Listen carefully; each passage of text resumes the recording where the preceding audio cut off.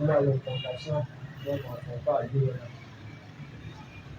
Monsieur le sous-préfet, ici représenté, Madame le maire de Foumban, Sa Majesté le sultan roi de Bamoun, Monsieur le chef de district de Foumban, Monsieur le directeur de l'Institut islamique Signia de Foumban, Monsieur le président national de l'Union des tradipraticiens en plantes médicinales du Cameroun, honorables invités, chers participants, mesdames et messieurs, à l'entame de mes propos, on ne le dirait jamais assez, je vous prie d'observer une minute de silence en la mémoire de nos illustres disparus, en l'occurrence Sa Majesté Ibrahim Bongo Joya, sultan roi de Bamoun, et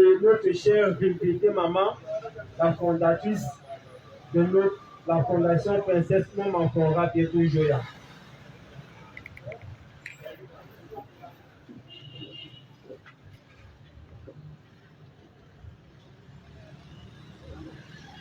Merci. Même enfant chute, Grand Pietou Joya était une figure emblématique de la culture camerounaise qui a dévoilé aux yeux du monde entier que le Cameroun en général et le peuple Bamoun en particulier disposait d'un bagage culturel et intellectuel de pointe pour répondre à la rencontre du donner et du recevoir de la mondialisation. Mesdames et messieurs, à la suite des recherches que nous avions effectuées, il en découle que de grandes fondations de notre planète acquièrent davantage de l'importance lorsque leurs fondateurs passent de vie à trépas. Et les héritiers que nous sommes doivent jouer un rôle important pour maintenir très haut le flambeau de la fondation. C'est la raison pour laquelle la fondation Princesse Maman-Fora Pietou Joya ne doit pas mourir.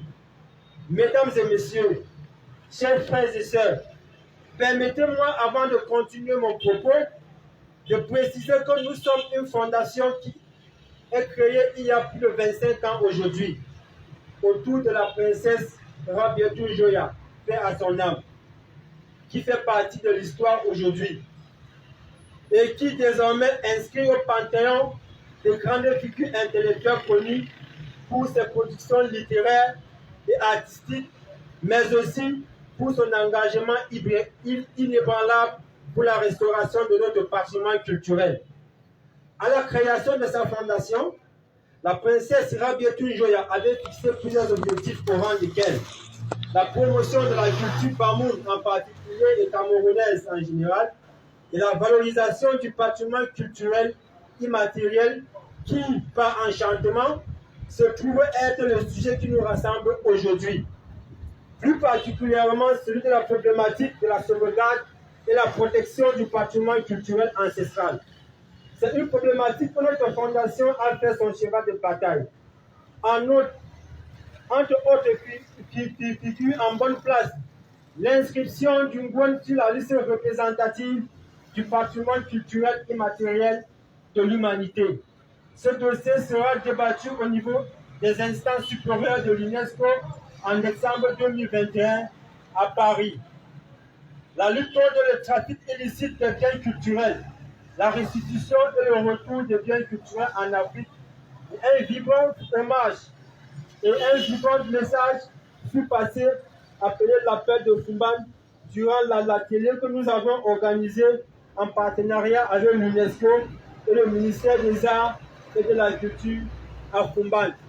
Ensuite, l'accréditation de notre fondation afin d'avoir le statut consultatif auprès du comité intergouvernemental pour la sauvegarde du patrimoine culturel immatériel. L'organisation à chaque édition du Ngouane des campagnes de soins de santé gratuits en partenariat avec la fondation MTN et l'ONG Ascoville du Dr Bouele Georges. L'appui des personnes vulnérables, des nécessiteuses, des handicapés, des malvoyants, des prisonniers, des enfants, des femmes, des personnes de troisième âge, d'un jeune geste en collaboration avec la Fondation Chantal Biya.